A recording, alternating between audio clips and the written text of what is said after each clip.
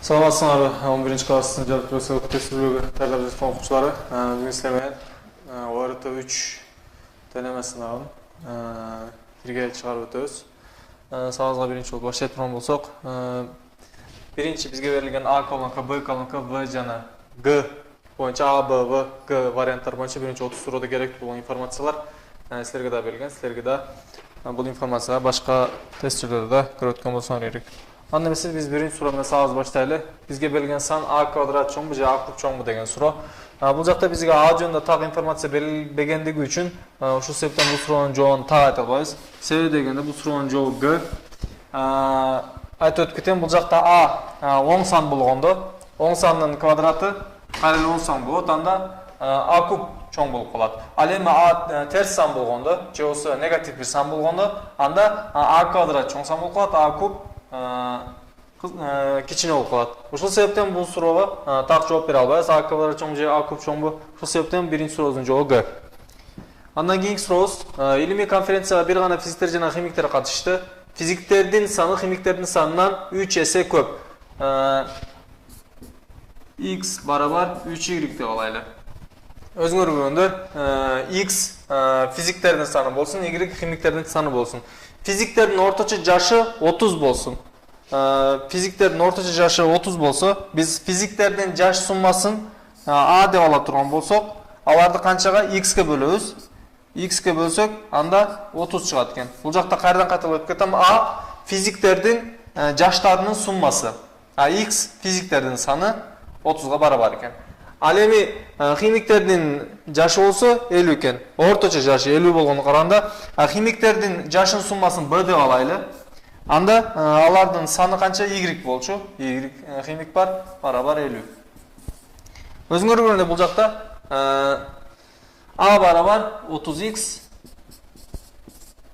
Ал эми Б барабар бул жакта 50 болуп жатат. Анда мен бул жакта өзүңөр көргөндөй X'тин ордуна 3Y деп жазып алсам болот. Барабар 30 көбөйтүлгөн 3Y барабар 90 Y, бул жакта Б барабар 50 Y экен. Анда эмесе конференция катышуучулардын орточо жашын ала турган болсок, анда алардын жашынын суммасын карай турган болсок, А плюс Б жана ас жакта эмнени карайбыз? Алардын суммасын карайбыз. X плюс Y карайбыз. А плюс Б'ны карай турган болсок, А барабар 90 Y, Б барабар 50 Y, 90 плюс 50 Y 140 Y. Ал эми X плюс Y, бул жакта карайдан X'тин ордуна 3Y деп жазып ала турган болсом, бул жакта 4Y болот. Барабар карап көргөнүбүздө Y менен Y кетет, 35 чыгат. Булардын да жаш орточосу общий физиктер менен химиктердин орточо жашы да 35 экен. 35, бул жак 35 чыкты, бул жакта да 35 жаш. Бул экөө бири-бирине барабар болгон үчүн бул суроонун туура жообу В варианты деп айтып өтүп кетишибиз мүмкүн. Андан кийинки сурообуз. Эгерде X позитив бизге берилген оң сан болсо, андан сырткары А 0 менен 1-дин арасында бир сан болсо, кайсы бири чоң деп айтылып өтөт. Өзүңөр билгендей эле бул жакта биз түздөн түз А колонкасы же болсо X чоң деп айта алышыбыз мүмкүн. Бул суроонун туура жообу А. Себеби бул жакта ар кандай оң санды 0 менен 1-дин арасындагы ар кандай бир санга көбөйткөнүбүздө, ал сандан кичүү бир сан келип чыгары анык. Мисалы үчүн, мен бул жактагы X канча деп алайын? X'ти 4 деп ала турган болсом, ал эми бул жакта А 1 менен 0-дун арасындагы бир сан болгону караганда, муну 2ден 1 деп ала турган болсом, X 4, ал эми муну X'ти 2ден 1ге көбөйтө турган болсом, бул жагы 2. Түздөн түз көбөйткөнгөндө бул жакта биринчи колонканы чоң экендигин көрө алсаңыздар болот. Бул суроонун жообу да А колонкасы. Андан кийинки сурообуз.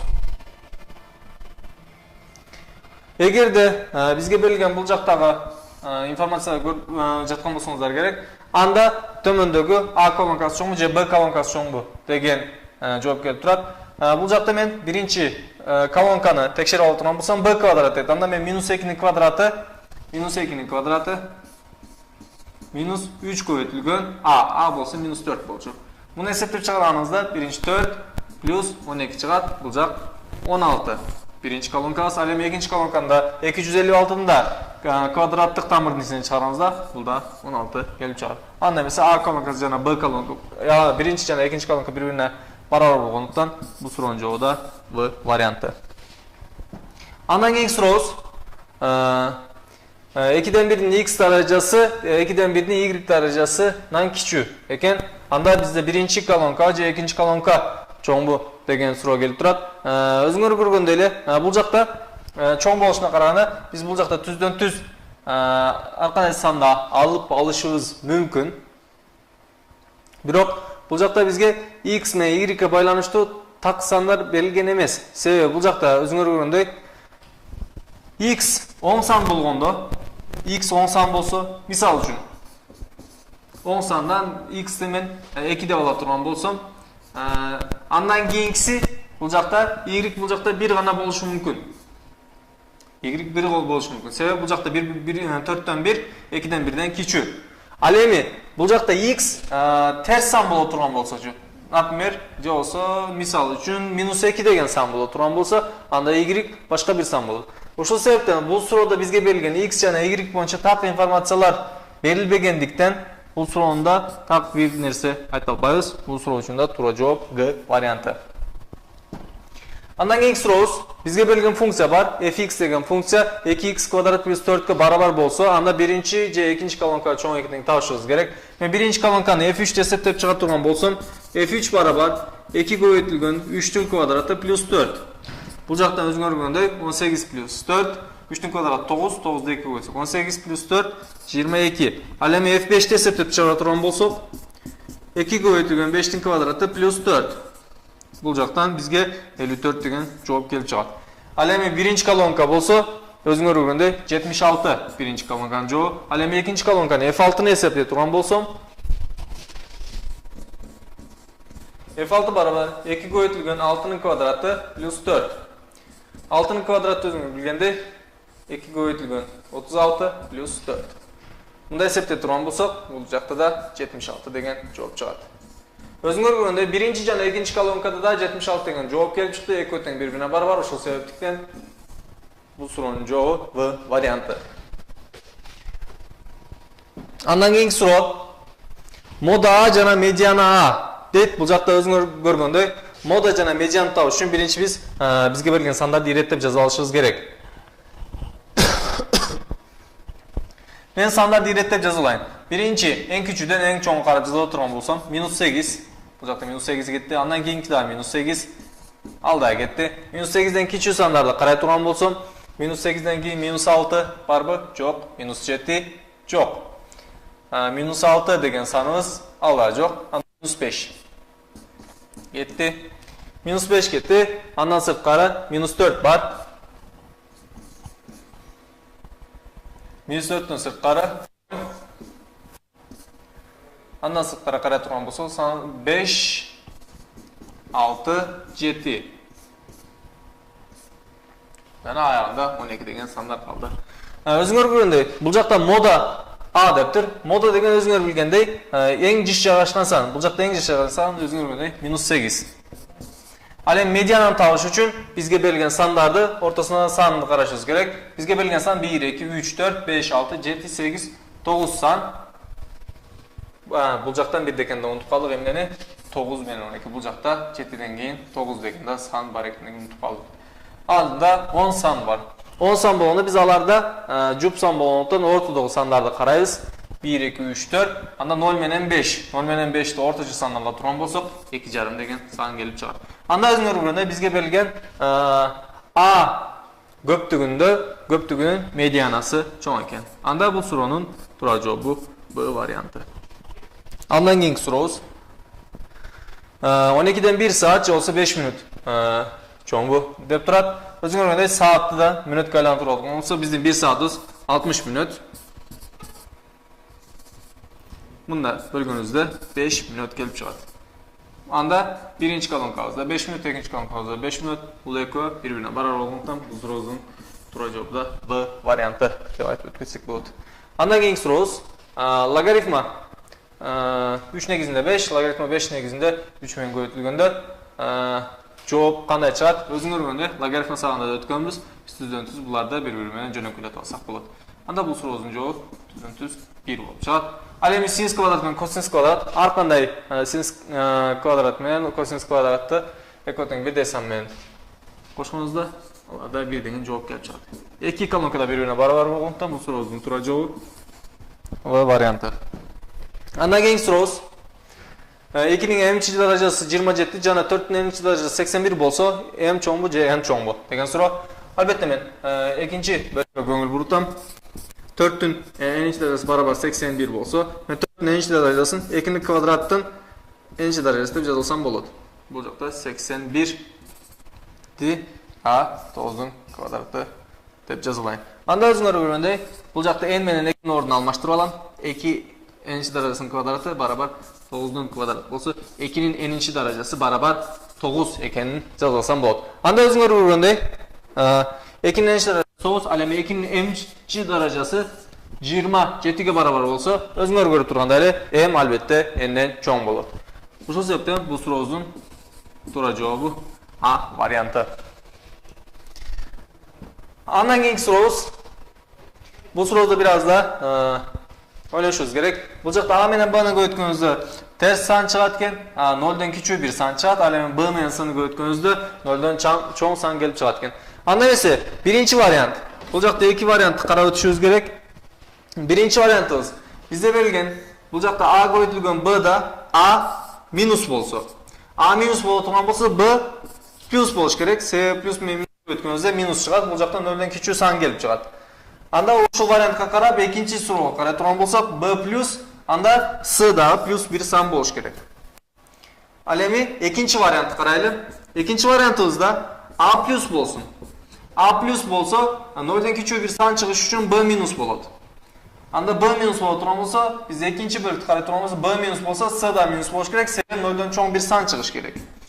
Anda biz birinchi variant bilan jana ikkinchi variant bilan so'rovlarni solishtirib ko'raylik. Birinchi variantga qarab A bilan S'ni ko'yotganimizda minus chiqadi.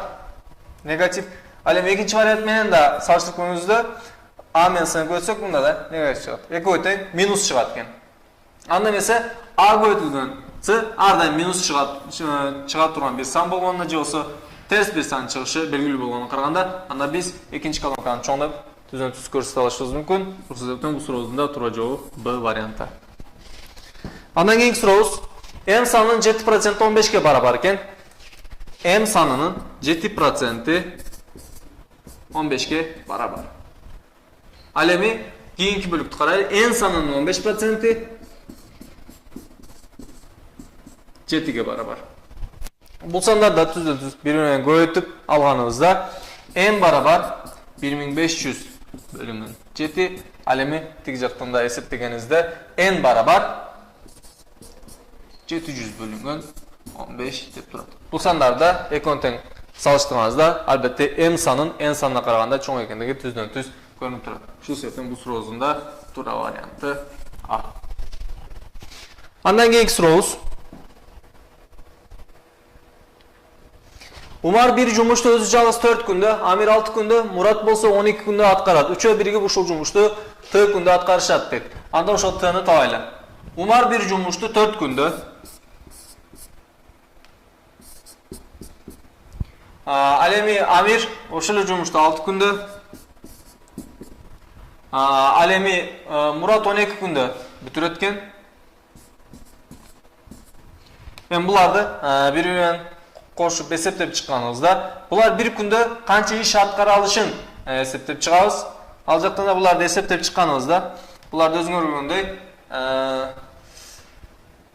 bo'limlar boshqa 1 menen, 2 menen, 3 menen ko'yitamiz. Bardan qo'shganimizda qancha chiqadi? 6 menen 12 chiqadi. Tuzdan tuz bu ham nega barobar? T barobar bo'lganini qaraganda bu joqdan o'zinglar ko'rgandek eseptep chiqqaningizda T barobar qancha chiqadi? Barobar 1 bölümün T deb turgan bo'lsak, bu joqdan T barobar 2 chiqadi. O'zinglar ko'rgandek bu so'rov uchun da bizda ikkinchi kolonkamiz cho'ng. Geçelim turayım. Birinchi kolonkamiz cho'ng albatta. Anlamisi bu so'rovning to'g'ri javobi A varianti. Andan keyingi so'rovimiz D'nin 2'den birinci derecesi plus 5 barabar 9 bolsa, anda asıl jaqtagi kolonkaların qaysinisi çoğun deydi. Men mağa berilgen tüzden tüz D'nin 2'den birinci derecesinin kvadrat tutmamın içine D deb yazı alsam boladı. Plus 5 barabar 9. Anda kvadrat namının içinde D barabar 4 bolsa, bu jaqtan D'ni men tüzden tüz emne deb yazı alışım mümkün, 16 deb yazı alışım mümkün. Özüңөр görgөндөй. Al эми бул жакта D'nin тескерisi болсо, D'nin minus 1-ci derecesi 1 minus 16 deydi. Barabar 16'dan 1. Qaysisan çoğun? Elbette 1 minus 15 çoğun. Yoxsa 15'ten 1 çoğun. Bunda bu sorozun turacağı B variantı. Keyingi soroz MNPQ paralelogramının perimetri 20 cm, al эми ABCD kvadratının perimetri 8 cm barabar deydi. Bu jaqta parallelogram menen kvadratın ayantın birbirinden salıştırıp ötüş gerek. Albatta perimetri 8 cm barabar bolgan bir kvadratın bir jağı 2 cm barabar bolot. Anda al kvadratın ayantı 2'nin kvadratı barabar 4 bolot. Al эми paralelogramdın ayantın kanday tabışыбыз mümkün. Bu jaqta paralelogramdın ayantın tabışı üçün anın uzunluğu menen biyikligin birbirinden götüşübüz gerek. Albatta bu jaqta bir paralelogram dara turgan bolsak, birinci bu jaqtagı biyiklik har qanday uzunlukta bolушу mümkün. Misal üçün bu jaqtagı biyiklikti men 5 деп ала турган болсом, ал эми булардын асты жактагы uzunluktары har qanday nemede özgörüp ketişi mümkün. Al эми 5 деп ала турган болсом, анда башка bir сан чыгат. Ал эми бул бийиктикти мен бөлчөк bir сан ала турган болсом, misal üçün 10'dan 1 ала турган болсом, kvadratın ayantынан кичүү чыгат. Misal üçün bunu 10 ала турган болсом, anda kvadratın ayantından çoğun çıkart. Uşul sebepten bizge belgen bir gana perimetr, paralelogramdın perimetri paralelogramdın ayantını tabuğa jetkilüktü emes. Uşul sebepten men paralelogramdın ayantını tak bir albayım. Uşul sebepke baylanıştı. Bu sorunun çoğu tak ayta albayız. G variantı dep aytып ötüp ketişimiz mümkün. Andan keyingi sorumuz x kvadrat plus y kvadrat barabar minus 2xy bolsa, anda az jaqtagı kolonkalar qaysinisi çoğun deydi. Özüңөр көргөндөй, мен бул колонкаларды эсептеп чыгып турган болсом, x квадрат минус 2xy'ды теңдеменин сол жагына алып турган болсом, плюс 2xy плюс y квадрат барабар 0 деген жооп келип чыгат. Анда буларда мен жөнөкөйлөтүп алсам, x плюс y квадрат барабар 0 дейт. Анда x плюс y барабар 0, x барабар минус y деп алып алсам болот. Өзүңөр көргөндөй, анда x bölüngen y'nin orduna, x'in orduna minus y deb yazılsam bolot. Minus y bölüngen y barabar minus 1 çıgat. Minus 1 çoğun bu, c0 çoğun bu degen bu jaqtan iki kolonka var, albatta 0 çoğun bolot. Bu sorozun turacağı da B variantı. Andan keyin AB jaqtары uzun bolgan, BC AC'dan uzun bolgan, şartqa baş yegen bir uçburçlukta esepte çıkartılgan bolsak, bu jaqta bizge berilgen şartlarga baylanışlı da bu uçburçlukta tak birdeke deş kıyın. Sebebi bizge berilgen burçlarda tüzden tüz çiğip göre turgan bolganızda da, misal üçün bu jer AB bolsun, alem bu BC jana AC bolsa, biz buların oruna en kişine koyuşumuz gerek bolgan nerse, bu jaqta da bölçök san boyuluşu mümkün. AB'nın, BC'nin jana AC'nın uzunluğu C olsa, qanday integer tak sanдар болушу мүмкүн. Ушул себептен так сандар болгондо башка бир жооп чыгат. Ал эми бөлчөк сандар болгондо башка бир жооп чыгат. Биз бул жактагы бурчтар боюнча так информация айта албайбыз. Бизге берилген информациялар жеткиликтүү эмес. Ушул себептен бул суроонда туура жооп Г варианты деп белгилеп өтүп кетсек болот. Андан кийинкиси, бул суроозда бизге берилген 6 бурчтук берилген, бирок бул 6 бурчтук бар жок тең капталдуу 6 бурчтуктарбы же андай эмеспи? Bizge tak informasiya berilbegендиктен bu suroozga da tak bir жооп айта албайбыз. Ошол себептен bu суроозун да туура жообу Г варианты. Али 0'dan чоң, бирок 15'ten кичине болгон bir жуп сан ойлоду. P'ны ал ойлогон сандын 8 болоорунун ыктымалдуулугу дейли. Анда P чоңбу, жасы 7'nin minus 1-ci darajасы чоңбу деген суроо болуп жатат. Анда биз 0'dan чоң жана 15'ten кичине болгон жуп сандарды жазалайлы. 0'dan чоң 2, 4, 6, 8, 10, 12 жана 14 деген сандар бар. Бул жакта өзүңөр көргөндө 1, 2, 3, 4, 5, 6, 7 сан бар. Jup sаны oyladı. Jup sаны oylaganı biliriz. Alem buların içinden 8 kelu ihtimalı 1. Anda bu 7'den 1 degen. Biz bunu daraja kılıp yazılı turgan bolsa, je olsa daraja olsa 7'nin -1 darajası dep yazılışımız mümkün. Özüңөр көргөндөй birinci жана экинчи колонка бири-бирине барабар. Анда бул сурооздун туура жообу В варианты. Андан кийинки суроо. Умар, Али, Самира жана Амина козу карын тергени барышты. Кыздардын терген козу карынын саны балдардын терген козу карынын санына барабар. Ал эми бул жактан карайлы. Умар менен Алинин топтогон козу карындары кыздардан Али дейли Samira менен Amina'nın toplanan kozganlarına barabar eken. Alem bu jaktan bирок Amina en көп kozu karın berdi deydi. Özüңөр көргөн эле Умар терген kozu karынын sаны же Samira tergen kozu karынын sаны көп дейт.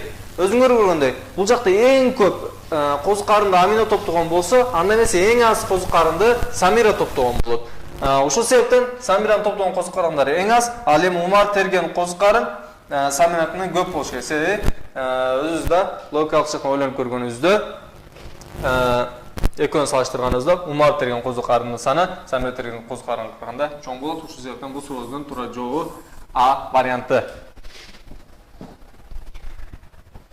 Кийинки сурообуз x плюс y барабар -25, ал эми y минус z барабар 20 болсо, анда x плюс z чоң же минус 5 деген суроо. Өзүңөр көргөндөй мен x плюс y астына y минус z барабар 20 деп жазалам. Бул жакта мен эки теңдемеден бири-биринен кошуп ала турган болсом, же болсо бири-биринен чыгарып ала турган минус деп жазыла турган болсом, өзүңөр y менен y бири-бирин кыскартып өтүп кетет. Ал эми x плюс z чыгат. Бул жактан x плюс z барабар минус 25, минус 20, минус 45 деген жооп чыгат. Минус 45 чоңбу, же болсо минус 5 чоңбу деген суроо. Албетте минус 5 деп жооп беребиз. Бул сурооздун да туура жообу Б варианты. Андан кийинки суроо менен сабыз улантсак.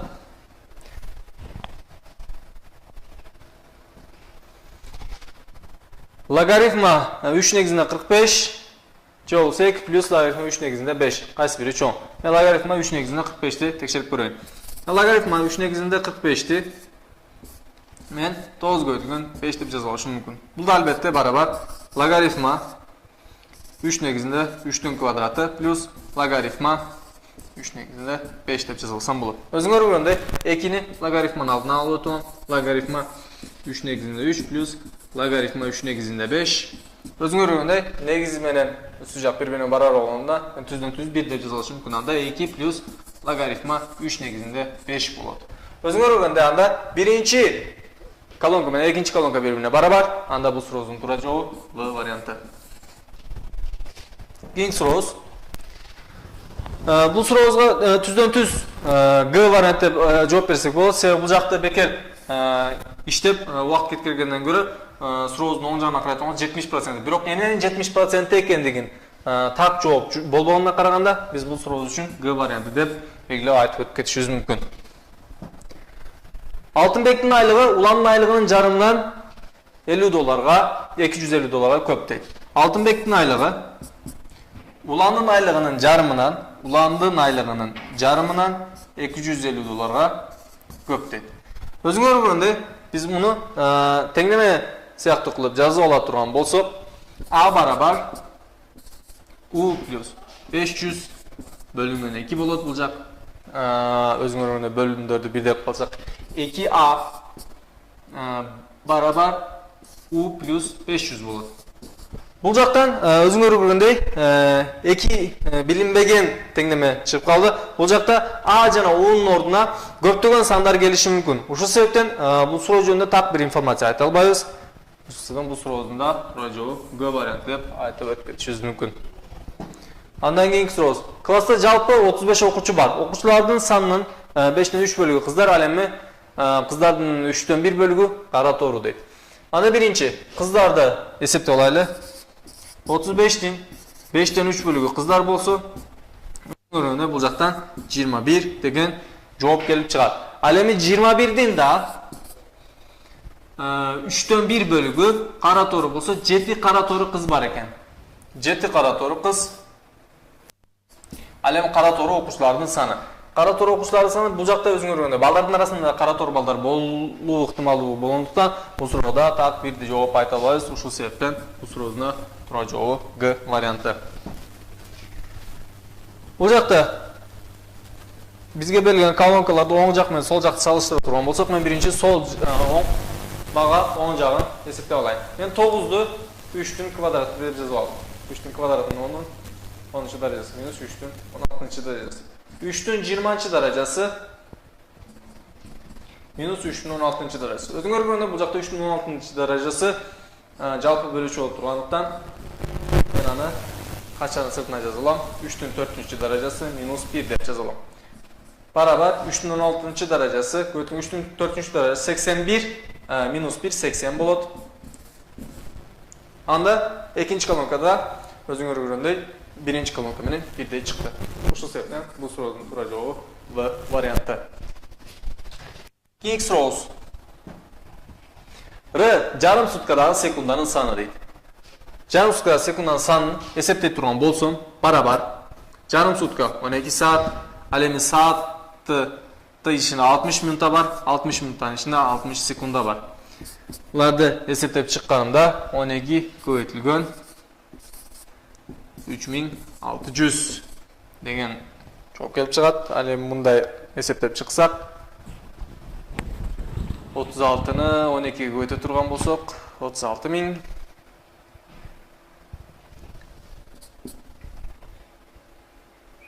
43200 ен жооп келип чыгат. Бул жактан да буларды эсептеп чыга турган болсок, бул жактан 7200, албетте 43200 деген жооп келип чыгат. Ал эми оң жактагы колонканы эсептеп турган болсок, абсолюттук модулдун ичинен бул жакта 40000 минус 40000 болуп чыгат. Бул жактан плюс минус 5 плюс бул жактан 3205 чыгат. Ал эми буларды эсептеп чыкканыбызда 43200 чыгат. Өзүңөр көргөндөй эки колонка тең бири-бирине барабар болупу? Бул сурообуздун да туура жообу В варианты. Кийинки сурообуз. Т бүтүн оң сан дейт. Т бүтүн оң сан болгону менен биз биринчи бул жакта жуп санбы же так санбы? Бизге бул жакта 1-дин даражалары жана минус 1-дин даражалары үчүн эң керектүү болгон нерсе болгондуктан бул жакта биз бул сурообуз үчүн так информация айта албайбыз. Туура жообу Г. Себеби бул жакта Т так сан болгондо бул жакта минус 1 дагы кашан ичинде дагы кайрадан минус 1 болуп чыгат. Ал эми Т жуп сан болгондо минус 1 кашан ичинен плюс сан болуп чыгат. Ушул себептен бул суроого так жооп айта албайбыз. Г вариант. Андан кийинки сурообуз. Мындай суроолорду өзүңөр көргөндөй тамырдын ичи тамырдын даражасы бирдей боло турган болсо, анда биз кайсынысы чоң? Албетте даражасы жана ичи кичүү болгон сандарды чоң деп айта алышыбыз мүмкүн. Түздөн түз. Анда бул сурообуз үчүн туура вариант А болуп калат. Андан кийинки 31-чи сурообуз. Кааласаңыздар, бул 31-чи суроодон кийин силер менен бир 5 мүнөттүк тыныгуу берели, андан кийин сабагыбызды улантайлы. Бул сурообузду 31-чи сурообузду иштейли. Эгер 23 санын 3кө бөлсөк, калдык x болсо, 23 санын 3кө бөлгөнүбүздө x барабар канча чыгат? 2 чыгат албетте. Ал эми анда 23-тү 2x-ке бөлсөк, бул деген 23-тү 4кө бөлсөк деген 23-тү 4кө бөлгөндө калдык канча болот? Албетте 3 болот. Бул суроодун туура жообу 3. Андан кийин азыр силер менен 5 мүнөттүк тыныгуу берели. 5 мүнөттөн кийин кайрадан 32-чи суроо менен сабагыбызды улантайлы.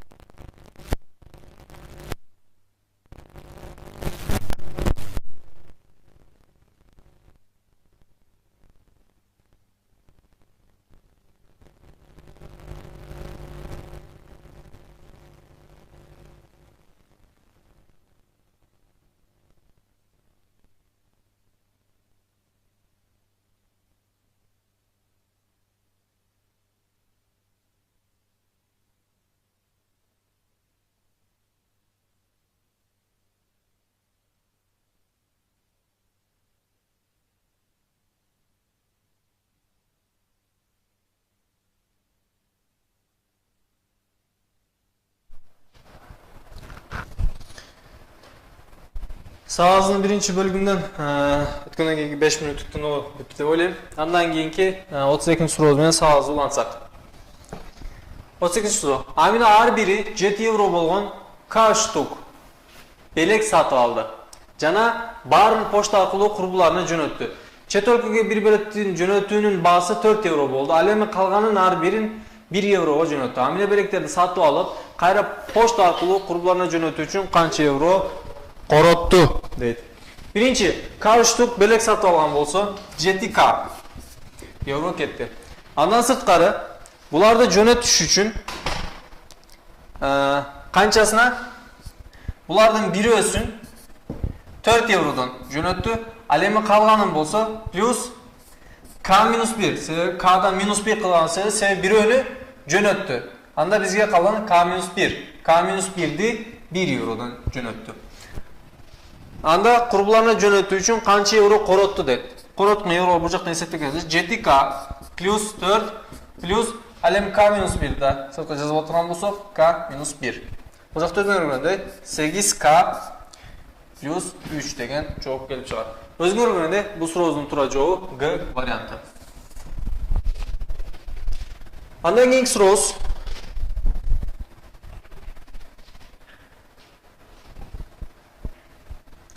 арыш бул берилген сандардын эң чоң жана эң кичинесинин ортосундагы айырма катары аныкталат. Эгерде 6, 10, 3, 17 жана x сандарын арыш 15ке барабар болсо, анда төмөндөгүлөрдүн кайсысы x-тин мааниси болушу мүмкүн дейт. Өзүңөр көргөндөй биз сандарды иреттеп жаза алайлы. 3, 6, 10, 17 жана x деген сан. Бул жакта x ар кандай жерде болушу мүмкүн. Өзүңөр көргөндөй бул жакта бизге берилген эң чоң жана эң кичүү сандын арасындагы айырма катары дейт. Эң кичүү сан бул жакта 3, өзүңөр көргөндөй 3 боло турган болсо, жана бул 15ке барабар болуш керек. 15ке барабар болушу үчүн анда бир гана x-тин болушу мүмкүн болгон сан, бул жакта өзүңөр көргөндөй 18. Себеби бул жакта x-тин ордуна 18 келсе, 18 менен 3-түн айырмасы 15ке барабар болот. Бул сурообуздун жообу Д варианты. Андан кийинки суроо. Интернет кызматынын айлык төлөмү алгач 10 саат үчүн $, жана алгач 10 сааттан кийинки ар бир саат үчүн саатына $. Эгерде Х бир айда колдонулган топтом сааттардын саны болсо, төмөнкүлөрдүн кайсысы бул айда колдонулган интернет кызматынын төлөмүн туюндурат дейт. Албетте, биз биринчи 10 саат үчүн $, төлөйт экенбиз. Биринчи 10 саат үчүн $, төлөйбүз, 10 саат үчүн. Андан кийинки сааттар үчүн, мисал үчүн айтайлы, x минус 10. Bir ayda общий жоосу полностью сумманы каратабыз же Х минус 10 дейли. Себеби бир айда колдонулган сааттар бизге берилген. Х минус 10 саат үчүн өзүңөр көргөндөй ар бир саат үчүн $дан төлөйт экенбиз. Анда муну ге көбөйтүшүбүз керек. $дан төлөйбүз. Өзүңөр көргөндөй. Жоосу мында түздөн түз мындай да көрсөтүп коюшубуз мүмкүн. Х минус 10 саатты $га көбөйтөбүз.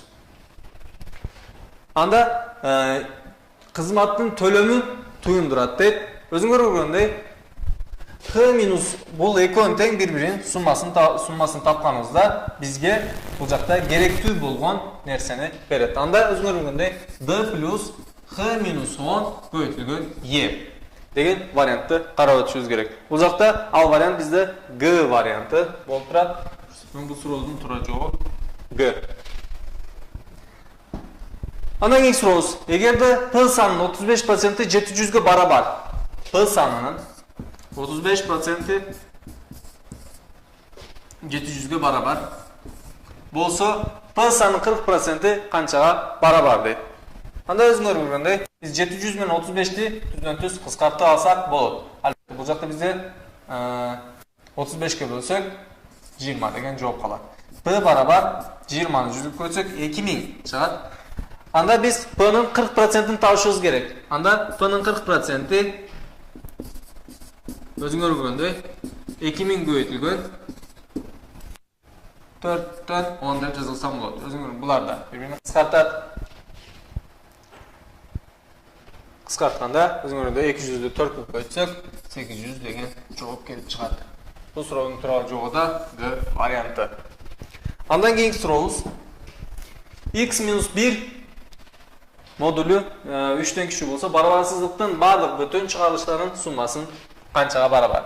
Anda biz bularning summasini topish uchun -3 x - 1 jana 3 deb yozsak bo'ladi.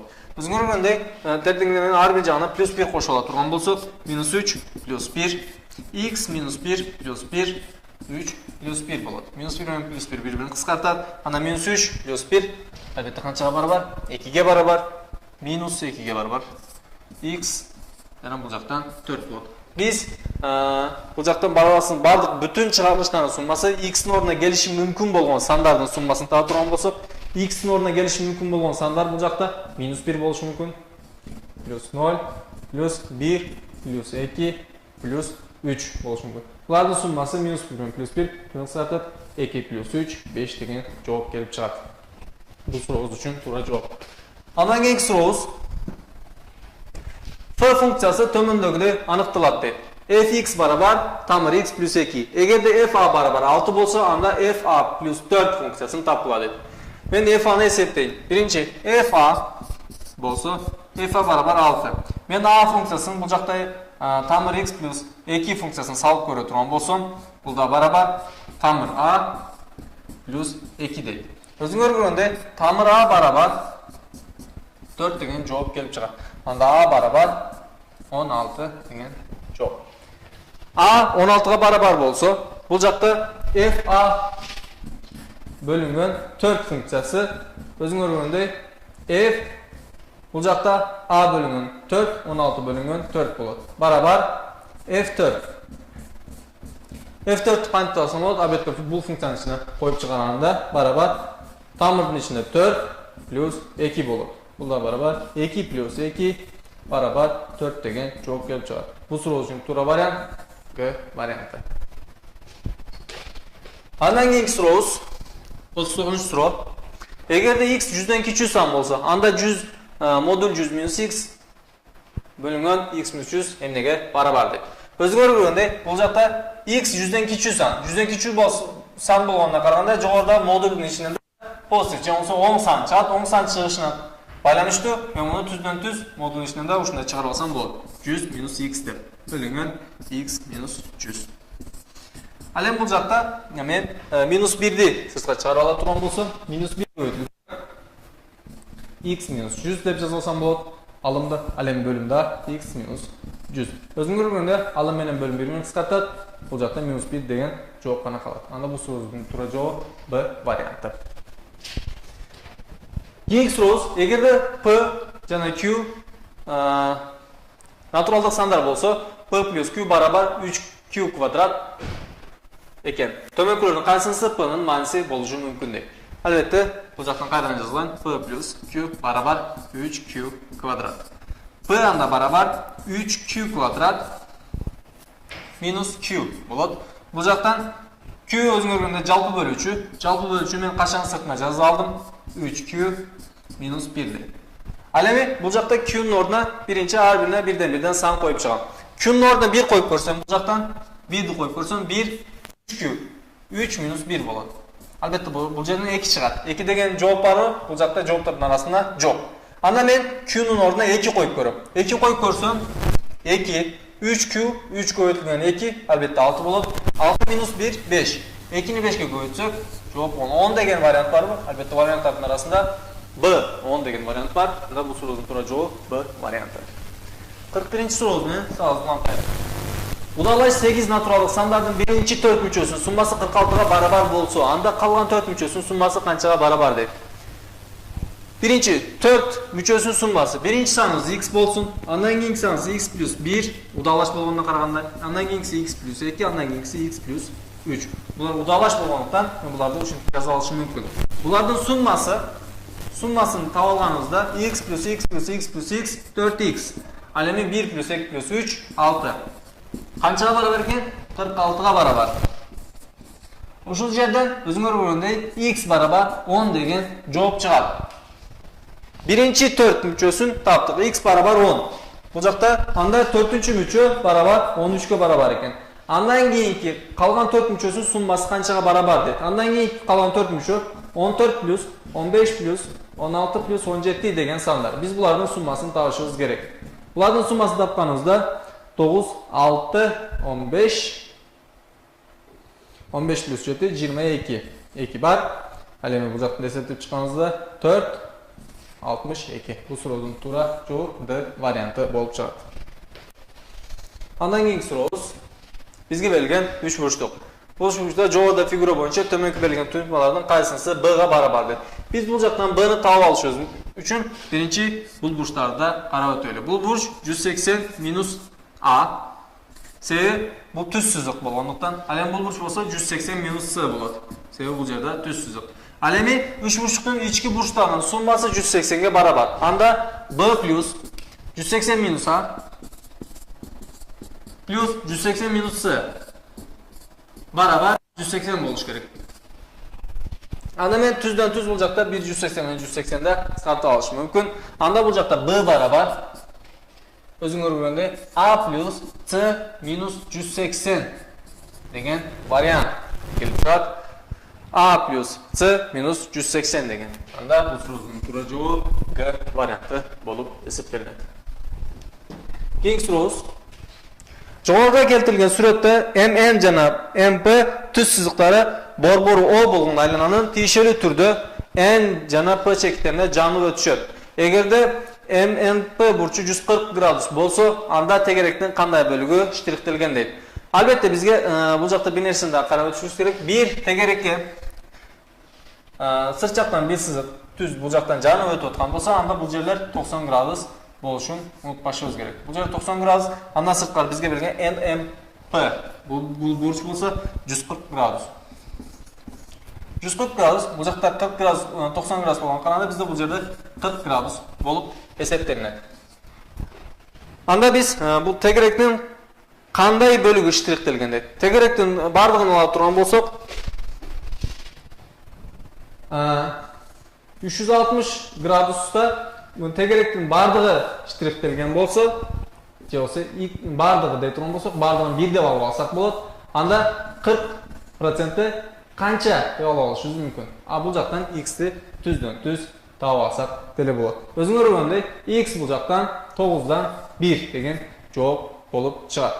Bu so'rovingiz uchun to'g'ri javob 9 dan 1. Hali bundan keyingi so'rovimiz agarda 2 dan A barobar 5 dan B bo'la turgan bo'lsa, A minus 2B bo'lingan A plus 3B qanchaga barobar deydi. O'zingizga o'rganda men bu joqdan tuzdan tuz A barobar 2B bo'lingan 5. 5 dan 2B deb yozsam bo'ladi bu joqda proporsiya orqali. Anda men A'ning o'rniga 2B plus 5 deb yozsam bo'ladi. Jo'g'ordagi tuyulmani jo'ni qo'yib yozib o'taman. A'ning yerine 2B minus 5 dan 2B yozdim. Minus 2B. Bo'lingan A'ning yerine 5 dan 2B deb yozdim. Plus 3B. Bu joqda o'zingizga o'rganda bo'limdir 1. Bunlarda 1 deb qilib yozib turgan bo'lsam, 2B 5 minus 10 5 alem bu joqda bo'lsa 2B 5 plus 15B 5 degan javob kelib chiqadi. Alem bularda qisqartirib yozib turgan bo'lsa, qisqa turda 5 dan 8B yana 5 dan 17B. Bu joqda 5 5 yana B bir-biriniz qisqartirib tuzdan tushirib olganingizda minus 17 dan 8 degan javob kelib chiqadi bu so'rovingiz uchun. Anda bu so'rovingiz uchun to'g'ri variant B varianti. Keyingi so'rovingiz naturallik sonlarning orasidan 0 dan cho'ng, biroq 100 dan kichkina bo'lgan 4 ga yana 6 ga bo'lingan qancha son bor? 4 ga yana 6 ga bo'lingan sonlarni qaray turgan bo'lsak, bular qanday son 4 ga yana 6 ga bo'linishi kerak? Albatta 4 men 6 ga bo'lingan sonlar eko bu joqda o'zingizlar ko'rib turgan bo'lsangizlar 6 yana 4 2 ga bo'lib olsak, bu 3 chiqadi, alemi bu 2 chiqadi. Buni da qancha bölüşümüz gerek? 2 ga bölsek 1, bu joqda 3 qoladi, da 3 ga bölsek 1 qoladi. Bularda jalpi bölüşünü qarab turgansak 4 ga 3 12. Albatta 6 bilan 4 ga bölünüş uchun bu son 12 ga da bölünüş kerak ekan. Jana 12 ning qancha go'ytundilari bo'lish kerak. Anda men 0 dan cho'ng, jana 100 dan kichkina bo'lgan 12 ning cho'ngliklarni izlayman. Birinchi 12 bor. Andan sirtqari 24, 36, 48, 60, 72, andan keyin 84 jana 96 degan sonlar bor. Bu so'zlar qancha son bor deb 1, 2, 3, 4, 5, 6, 7, 8 son bor. Bu so'rovning to'g'ri javobi B varianti. Albatta bu joqda biz uchun ma'lum bo'lgan, bu joqda 6 men 4 dan not jana notni qarab o'tishimiz kerak bo'ladi. Jo'g'ridagi diagrammada O aylananing borboru gradus chember deganda P burchining chenin topiladi. Biz bu burchni topishimiz kerak. Albatta bu joqda da bir dekani unutmaylik. Bu joqda bu siziq bu tegerekni janib o'tadi. Janib o'tgandan qaraganda biz bu burchni 90 gradus deb olsak bo'ladi. Andan sirtqari bu yer O bo'lganda qaraganda bu uch burchni qarasak, bu ikki qapital teng birday bo'lganda qaraganda bu yerda x jana x deb olishim mumkin. X jana x deb olganda o'zinglar ko'rgandek bu joqda bu uch burchliqda 64 plus 2x barabar 180. Bu joqda 2x barabar 116, x barabar 58 chiqadi. 58 chiqsa x da o'zinglar ko'rdinglar. Anda bu yerda bu burchni men 58 gradus deb yozsam bo'ladi ekan. 58 gradus, bu yerda 90 gradus, alam bu burchni men y gradus deb olaman.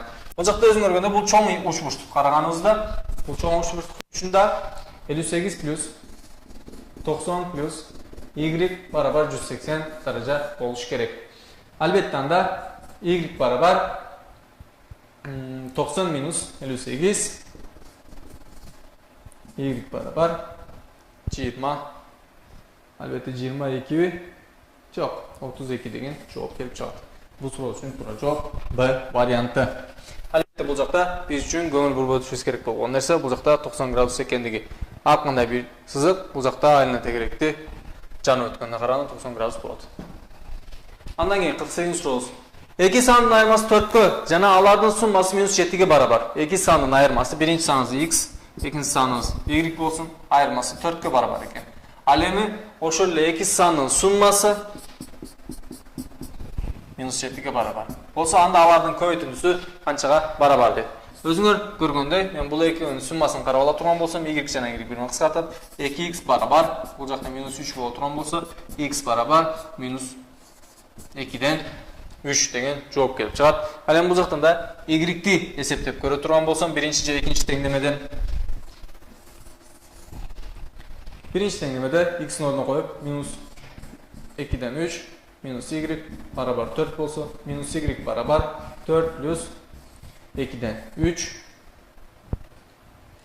bo'ladi. Hali -y barobar 8 8 bo'lib turgan bo'lsa, 8 11 anda y barobar -2 dan 11 degan javob kelib chiqadi. Anda biz x bilan y ning ko'paytindisini qarab turgan bo'lsak, -3 bilan -11 ko'paytib turgan bo'lsak, x ko'paytirilgan y barobar 33 bo'lingan 4 bo'ladi. Albatta bularning da bir-birining ko'paytindisi qanchaga barobar deganga qaraganda 38 bundan 25 10'lukla çöktüründe D variantı bol besletlenler. Bu sorumuzun tura cevabı. Andan keyinki sorumuz. ABC teng kaptallı 3 burçluktun. A'sı negizinde D çekti var. ABD burcu 20 derece. Jana DBC burcu 60 derece bolsa BDC emnege barabardır. Özüngör görgöndey ABC teng kaptallı olanda qaraganda bu burçta x deb alsak, burçta x deb alışımız gerek. Andan sırtqari ABD bu burç bizge 20 gradus ekanligi berilgan.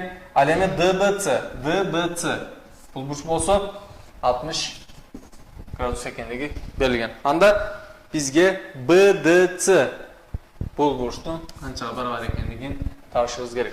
Albatta biz bu tavishdan burada cho'ng 3 burchga qarab turgan bo'lsak, albatta 20 plus 60 80 plus x barabar 180 gradus ekanligi tuzdan tuz ko'rinib turadi. 2x barabar 100 bo'lsa, x barabar 50.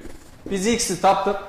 Bul burç barabar 50 bolsa, anda biz BDC 3 burçluğunu qaray turgan bolsak, bul uçlukta 60 plus 50 plus y barabar 180'ge barabar boluş gerek. Bu jaqdan da özüňiz görgөндөй y barabar 70 gradus kelip çygar. Bizden suralgan bul burç. Bu suroğun turajoğu G variantı 70 gradus. Andan keyinki suroğuz. Eger de x y bizge 10 taksan jana 2x plus 3y barabar 23 bolsa, anda tömöndögülөрдүн kaysysı x'nin manisi boluşu mümkün deydi. Özüňөр görgөндөй tömöndögülörдүn kaysı x'nin manisi boluşu mümkün. Bul jaqda men 2x plus 3y barabar 23 bolganda karaganda, bul jaqda y'nin orduна 1 san koyup görün. Y bolganda bul jaq 3 bolot, anda 2x barabar 20 x barabar 10 çağır.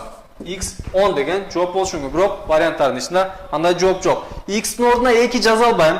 Себеби 2 жазганымда бул жакта кандай бизге integer же болсо так сан деп берилген. Бул жакка 2 жаза турган болсом 6 23'түн 6-ны кемитсем 17. 17 2-ге бөлүнбөйт. Себеби 7-ге бөлгөндө так сан чыкпай калат. Ошол себептен 2 жаза албайм. Ал эми мунун ордуна 3 жазганымда болсо, 3 жазганыбызда 9 23'ten 9'u gemide turgan bolsak 2x barabar 14 çıgat. Anda x barabar uzaktan 7 degen жооп бар. Variantların içine karasak 7 degen жооп бар. Anda bu soruğuz üçün x boluşu mümkün bolgan variantlardan biri 7. Albatta bunda sorularda görünce y'nin orduna san koyup görüp çıkarıp görgön biz üçün oңоrak bolup eseplenет. Andan keyinkisi grafika менен байланыштуу болгон суроолор, мөмө жемиштер өзүңөр көргөндөй, мөмө жемиш, будай жана жер жемиштер боюнча байланышкан графика суроолору берилген. 2002-жылы 2004-жылга салыштырмалуу будай канча килограммга аз өстүрүлгөн дейт. 2002-жылы будайды карап өтө турган болсок, будайдын 2002-жылы будай 150 болсо, ал эми 2004-жылы болсо, будайды карай турган болсом, будай бул жакта 70. Канча килограммга аз өстүрүлгөн? Албетте 150 минус 70 80 килограммга аз өстүрүлгөн. Бул сурооздун туура жообун 80де белгилеп өтүп кетсек болот.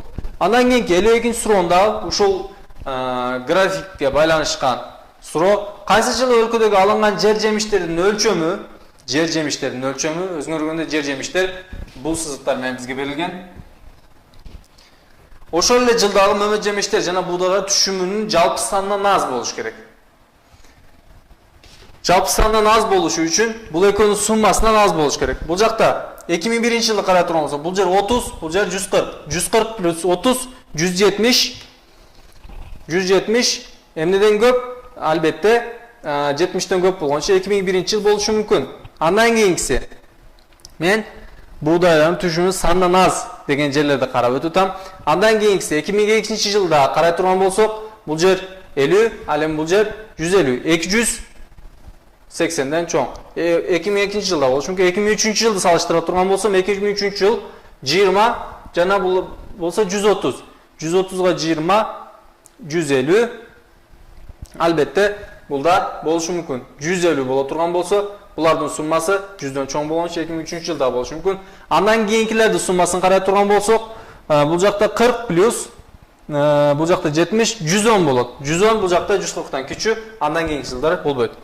Бул биринчи шартты карап өттүк. Биринчи шартта да 2001, 2002, 2003-жылдар болушу мүмкүн. Бул жакта өзүңөр карагандай өлчөмү, жер жемиштердин өлчөмү ошол эле жылдагы мөмө жемиштердин жана будайлардын түшүмүнөн жалпы санынан аз. 2001, 2002, 2003-жылдар. Бирок ошол эле жылда өстүрүлгөн мөмө жемиштердин жана будайлардын жалпы санынын жарымынан көп дейт. Анда биз мөмө жемиш менен будайлардын жалпы санын карап көрүшүбүз керек. Бул экөөнүн жалпы санын караганыбызда эмне? Бул жакта жер жемиш көбүрөөк болуш керек.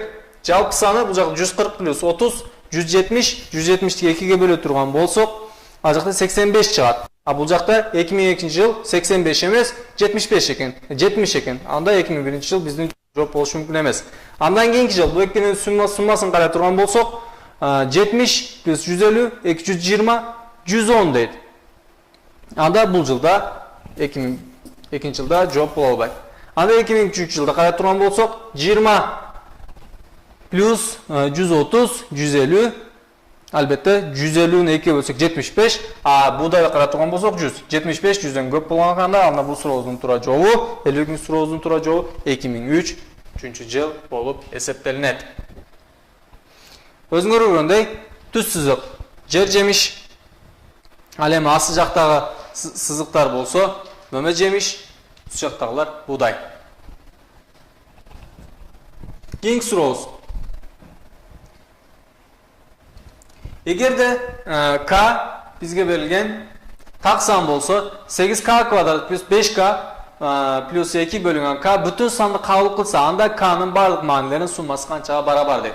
Албетте бул жакта биз көптүк мүнчөлөр боюнча байланышкан бул суроо. Бул жакта мен 8k квадрат барлыгын башка кылып жазып атам. Плюс 5k бөлүнгөн k плюс 2 бөлүнгөн k деп алсам.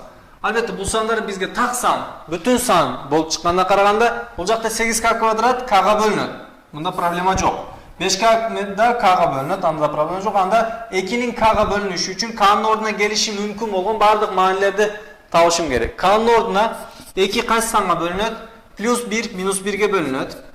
Ал эми плюс 2 минус 2ге да бөлүнөт. Булардын суммасын карай турган болсок, өзүңөр көргөндөй 1 минус 1 0, 2 минус 2 да 0, общий суммасын карай турган болсок 0га барабар болот. Бул сурообуз үчүн туура жооп.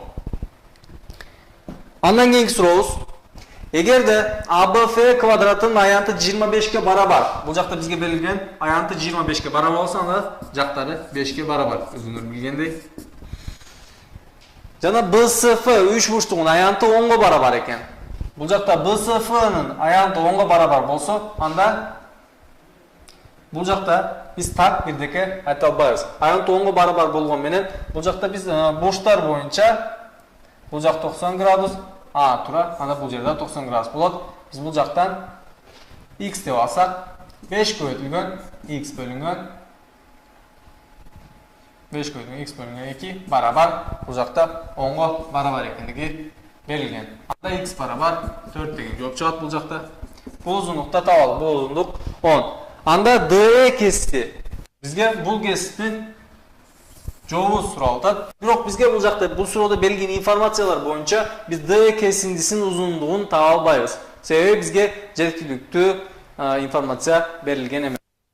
Бул сурообузду аттап өтүүгө мажбурбуз. Андан кийинки сурообуз, 57-сурообуз. Эгерде бирде 2 робот 4 саатта 20 деталь жасаса, өзүңөр карап көргүлө. 2 робот 4 саатта канча деталь жасайт экен? 20 деталь жасайт экен. Анда ушундай эле 8 робот 12 саатта канча деталь жасайт дейт. Анда мен карап көрөйүн. 1 робот дейли, 1 робот анда 4 саатта канча деталь жасайт? Өзүңөр көргөндөй, жумушчу тең жарымдан азайган болсо, анда 10 деталь жасайт. А менден сурап жатат. Ушундай эле 8 робот деп атат. 8 робот болсо мен 8ге көбөйтөйүн. 8 робот 4 саатта канчаны чыгарат? 8 робот 4 саатта 80 деталь чыгарат. Анда мага канча саатта керек? 12 саатта керек. Албетте 12 саат болуш үчүн бул жакта 3кө көбөйтүшүм керек. 8 робот анда 12 саатта муну 3кө көбөйткөнүмө караганда бул жагын 3кө көбөйтөм. 240 деталь чыгара алам. Түздүгүңөр көргөндөй. Бул сурообуздун туура жообу да В варианты 240. Сурообуз да аяктаганга жакындап калды. 58-сурообуз. Мындан кийинки сурообуз. Эгерде китептин кошуна 2 бетинин номерлерин көбөйтүндүсү дейт. Кошуна 2 бет болгонуна караганда биз биринчи бетти x деп ала турган болсок, андан кийинки бет x плюс биринчи бет болот. Кошуна 2 бет болгонуна караганда көбөйтүндүсү 210га барабар экен. Анда бул беттердин номерлеринин суммасы төмөнкүгө барабар болот. Албетте бул жакта биз бул сандарды кандай чыгарышыбыз мүмкүн? Бул жакта x-тин ордуна сан коюп көрүп чыгарышыбыз да мүмкүн. Бул биринчи ыкма кайталап өткөт, анда x-тин ордуна 14 койсок, x плюс 1 15 болот. Өзүңөр көргөндөй, бул 2 бет. Бул экөөнүн суммасы 29 болот, В варианты. Ал эми бул жакта сан коюп таба албасаңар, анда башка жолу мен бул жакта x көбөйтүлгөн x плюс 1 барабар 210 экендигин билем. Экинчи даражанын теңдемелер аркылуу чыгарып алсам болот. Бул жактан качан ачып алсам x квадрат плюс x барабар 210 болот. Бул жактан x квадрат плюс x ал эми 210 теңдеме сол жагына алып отурган болсом минус 210 барабар 0 болот. Анда мен жалпы бөлүшүүнү карап алайын. X жана x ал эми 210 болсо минус 14 көйтүлгөн плюс 15 деп карап алсам болот. Анда x минус 14 көйтүлгөн x плюс 15 барабар 0 болот. Бул жактан x барабар 14 жана x барабар минус 15 деген жооп келип чыгат. Албетте биз минус 15 бет деген жооп болгон үчүн x барабар 14. Албетте x барабар 14 деген жооп чыгат. Бул жактан да x'ти таап алышыбыз мүмкүн. Бул силерге байланыштуу болгон экинчи ыкма. Биринчи ыкма болсо ордуна сан коюп көрүп түздөн-түз таап алсаңыздар болот. Keyingi sorumuz 59. soru. Başlıkta 4 kızıl, 10 gök, cana 6 sarı şarik var. Eğer de başlıktan 3 şarik alsak, cana hiçbirini kayra başlıkta salbasak, anda 3 şarikin teng kök bol oturgan ıhtımallılığın kança olur. Birinci, gök şarik çıkış gerek. Bardıq şariklerdi qarap göreli. Bu jakta 4, 10, cana 6 şarik var. Bardığın sunması 20 şarik.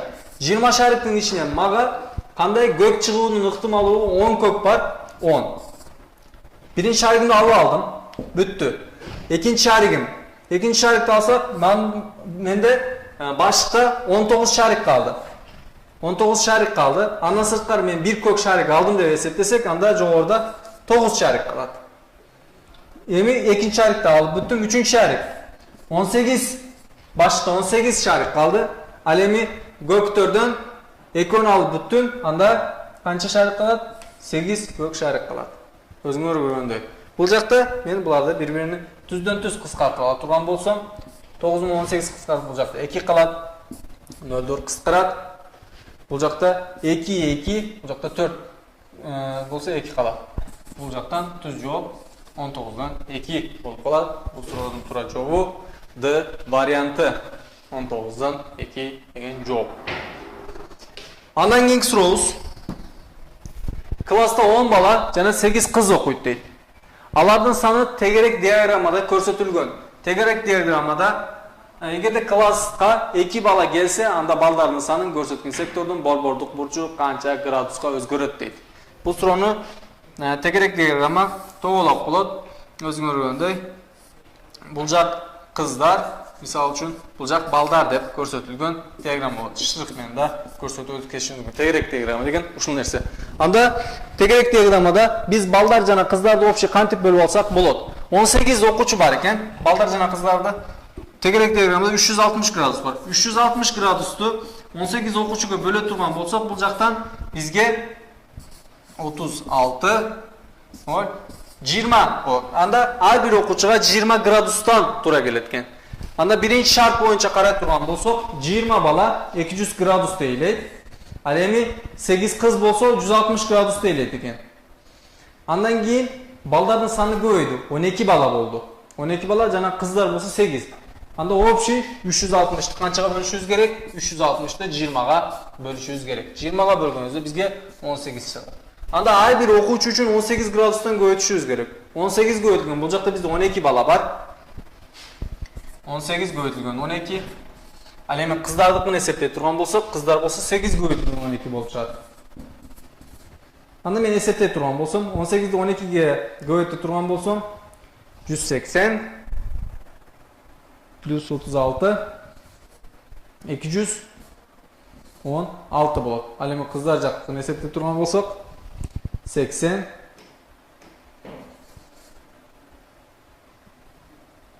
албетте 8 көбөйтүлгөн, кыздардыкын бул жакта да 18 дейли. 18 деп турганбыз 64 144 градус болот кыздардыкын. Анда биз бул жактан балдардын санын көрсөткөн сектордун борбордук бурчу канча градуска өзгөрөт дейт. 200дөн 216га өзгөргөн болсо 10 градус өзгөргөн болот бул сурообуз менен. Бул сурообуз бүгүнкү сабагыбыздын ОРТ 3-чү денеме тестилөөсүнүн акыркы суроосу болчу. Суроолорубуз менен байланышкан, түшүнүшпөгөн жериңиздер болсо, албетте кайрадан кайталап өтүп кетишиңиз мүмкүн. Суроосу болгондор болсо, албетте сурап калсаңыздар болот.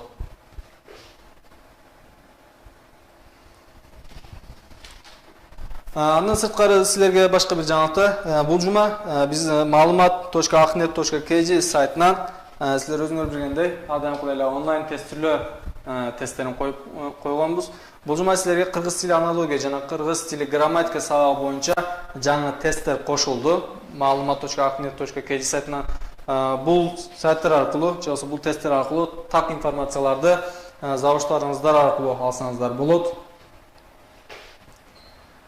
Бүгүнкү сабагыбыз ушул жерде аяктайт. Сабагыбыз менен байланыштуу болгон сурооңуздар болсо, албетте чат аркылуу сурап калсаңыздар болот. Truecom программасынан сурооңуздар жок болсо, бүгүнкү сабагыбызды ушул жерде аяктайбыз.